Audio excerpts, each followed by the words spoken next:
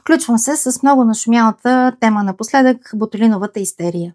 Ще погледна на тази тема не толкова като козметик, колкото като човек, който много дълги години практикуваше обществена защита на бранша. 12 години бях председател на Националното сдружение на козметиците здраве и красота и участвах в много законодателни инициативи. Участвах в комисиите за създаване на европейски стандарти по качество в козметичните услуги, европейските комисии за създаване на стандарти за качество в нехирургичните естетични и соларните услуги. Имах възможност да се запозная с регламентите на много държави, както и да чуя дискусиите и дебатите на най-известните в този период от време лекари, естетични специалисти в България и в чужбина.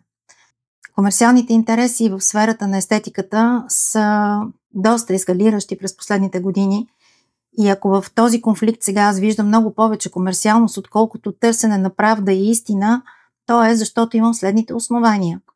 Още тогава нямахме съдействието на държавата и стана ясно, че ние козметиците ще трябва да разчитаме повече на своите вътрешни коректори за лоялност, своите лични избори за ценности и да практикуваме професията на принципа на саморегулацията. Това, което обаче малцина от хората извън сектора знаят е, че ние козметиците всъщност сме доста сериозно облъчвани да практикуваме дейности, които са всъщност по-скоро медицински приоритети.